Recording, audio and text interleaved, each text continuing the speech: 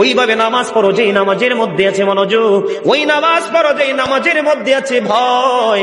তুমি নামাজটা পড়তে হবে এমন ভাবে বন্ধু, একজন নামাজে দাঁড়ালেন, বন্ধুরে আমার, নামাজে যখন তিনি দাঁড়ালেন, দাঁড়ানোর পরে তিনি বলতেছেন আমি নামাজটা এমন ভাবে পড়তে চাই। কিভাবে পড়ি?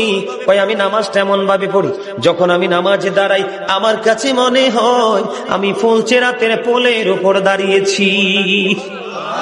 একটু যদি নড়বড় হয় আমি জাহান্নামে নিক্ষিপ্ত হব। তার মানে হলো আমি এতটাই মনোযোগের সাথে নামাজ পড়েছি যেন আমার নামাজটা বিন্দু পরিমাণ কোনো আংশিক ভাবে যেন অগ্রহণযোগ্য বলে আল্লাহর কাছে গৃহীত না হয়। তিনি বলতেছেন আমার কাছে মনে হয় রে এটা আমার জীবনের শেষ নামাজ।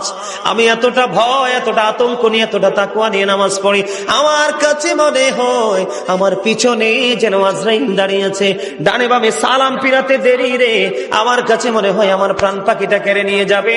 আমি যখন নামাজে দাঁড়াই আমার কাছে মনে হয় আমি যেন বাইতুল্লাহর সামনে দাঁড়িয়ে আছি। আমার কাছে মনে হয় আমার ডান দিকে জান্নাত অবস্থিত, বাম দিকে আমার জাহান্নাম অবস্থিত। এমন তাকওয়া ভয় নিয়ে নামাজে দাঁড়াই, আর ওই নামাজের জন্যই রয়েছে বড় সফলতা। জোরে জোরে বলুন না সুবহানাল্লাহ, আর জোরে বলুন সুবহানাল্লাহ। বন্ধুরে আমার, নামাজ এতটা তাকওয়ার সাথে এতটা মূল্যায়ন করে নামাজটাকে পড়তে হবে।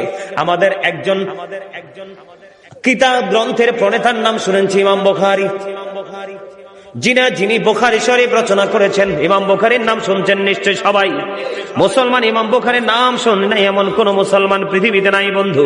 ইমাম বুখারী এমন ভাবে তিনি নামাজ পড়তেন, উনি যখন নামাজে দাঁড়ালেন বিষাক্ত ভীমরোল তাকে কামড় দিল। কি দিল? বিষাক্ত ভীমরোল পোকা তাকে কামড় দিল বন্ধু। কামড় দেওয়ার দিয়ে কামড় কিন্তু দিতেছে, দিতে 10টা কামড় দিয়েছে, কিন্তু নামাজ শেষ হয় না। নামাজ শেষ করার পরে উনি ওনার ছাত্রকে একটা ডাক দিয়ে বললেন তুমি আমার পাঞ্জাবিটা উঠিয়ে দেখো আমার পিছনে কি আছে। এবার চাইয়া দেখলো বিষাক্ত ভীমরোল পোকা তাকে কামড় দিয়েছে। এবার ছাত্রটাকে ডাক দিয়ে বলল আপনি কেমন করে সহ্য করেছেন? আপনার এত বিষাক্ত পোকা 10টা কামড় দিয়েছে, তার 20 দাঁত আপনার পিঠের মধ্যে বসিয়ে দিয়েছে, আপনি কি অনুভব করতে পারেন না?